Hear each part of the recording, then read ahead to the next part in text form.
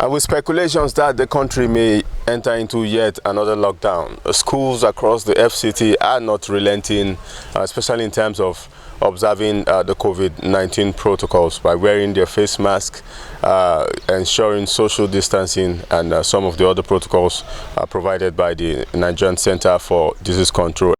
We hope Nigeria doesn't get to that second wave because, in my opinion, God is helping us. I wouldn't say we have the facilities in Nigeria to cope with the COVID, but we have the weather on our side and we have our herbs, our natural herbs on our side. So, unknown to us, a combination of those things are helping us. However, heaven helps those who help themselves. So, we've put a whole lot of measures in place. You're aware we had a lockdown from the first wave, and the children were away from school for 6 months.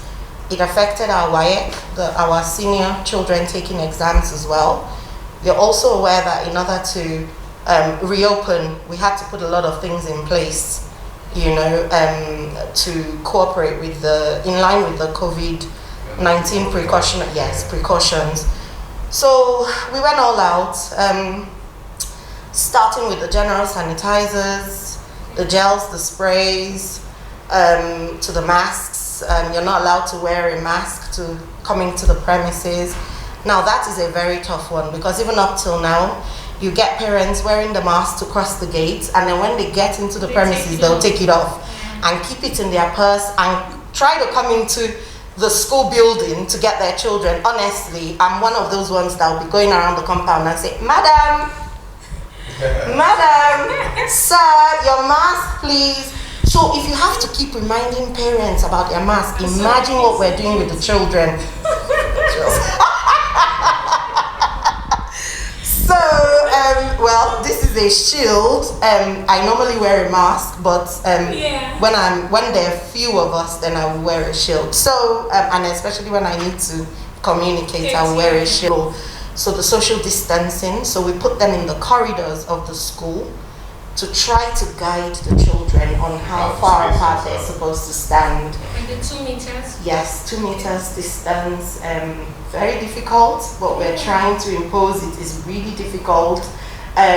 Also the 2 meters distance in the classroom, so we spaced the lockers and the chairs so that the children know where to stay. So we'll continue with those. Intensify temperature checks. Yeah. We do them at the gate, and we also do them at each entrance to the buildings. The hostels, the same thing.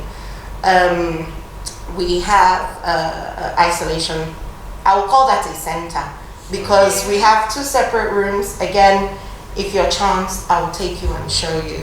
As well as our clinics. So we have standard clinics for the school, and we've been told in line with COVID-19 protocols to also have an isolation center. So if we have any kid that comes down with any of the symptoms,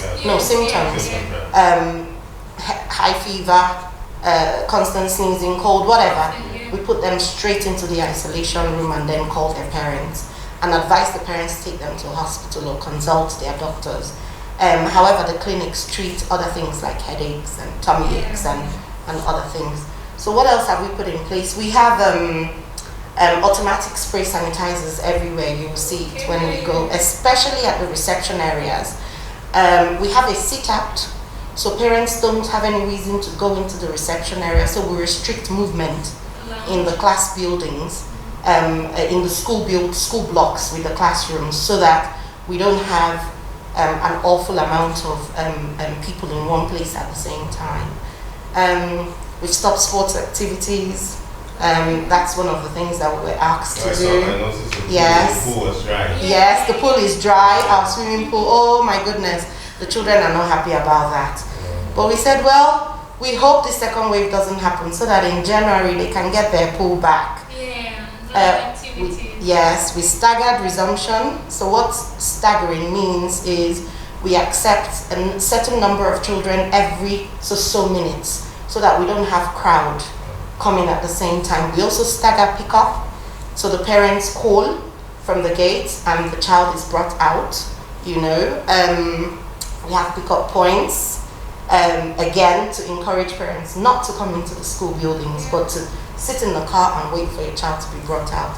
There's so many other things. Cleaners have their rotas, constantly sanitizing and cleaning the environment. I could go on. It's quite a long list. Yeah. So you can say that's fine. Have a relationship with NCDC, right? Yes, a positive one. Yes. Okay. Yes, regarding the COVID-19. Yes. Have you had a victim before? No, by the special grace of God, no, we have not. Okay, we've not had. Here we have over 500 population. In the east, we have almost 1,000 population, and by the grace of God, we've not had any cases. We've had fevers and the signs, and again, we followed the procedure of isolating the child and sending the child home. But thank God, no cases. All right. We understand. We know for a fact that Britarch has both day and boarding students. Mm-hmm. Okay. In terms of social distancing, especially, how do you manage to meet up with the requirements of the NCDC? How do you manage the students? I'm not even going to lie about that. It's very difficult. If anybody tells me it's easy, well, I don't know how they're doing it, but it's so difficult to even keep the children away from each other is a problem, but we try. Children will still be children. You can only keep enforcing and you can only keep saying it. We've had to put sanctions in place as well. If you're caught not wearing a mask, if you're caught not social distancing, there's a consequence. And if a child keeps repeating it, after a while they abide by it. However, just like they're humans, aren't they? So they will forget. So they keep reminding. We keep reminding them. Another thing that we did is as we go around, you will see it. We put up signs everywhere. So those help to remind you. Yes. That you need to put on your mask. You need to use your sanitizers. You need to social distance.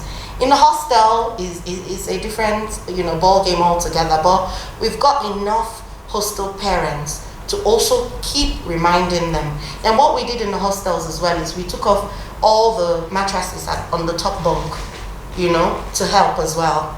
Even though we've measured it from the top bunk to the bottom one, it's still about 2 meters apart. However, we took off all the mattresses on the top bunk and we just left the ones on the bottom bunk, and then we continue to remind them to stay apart from each other. Okay, thank you, ma'am. You're said welcome. Something earlier that during the COVID you were locked down for 6 months. Yes. What did you put in place for the kids? Oh my goodness, the hardest thing we ever had to do was learning online. So we had online school, and believe you me, our online school was like they were in physical school, except it's virtual. So we already had an existing personalized portal. If you go on Play Store and you search Britarch Schools, you will see our app there. So we have an app on Play Store, and we had that already in existence before the COVID struck.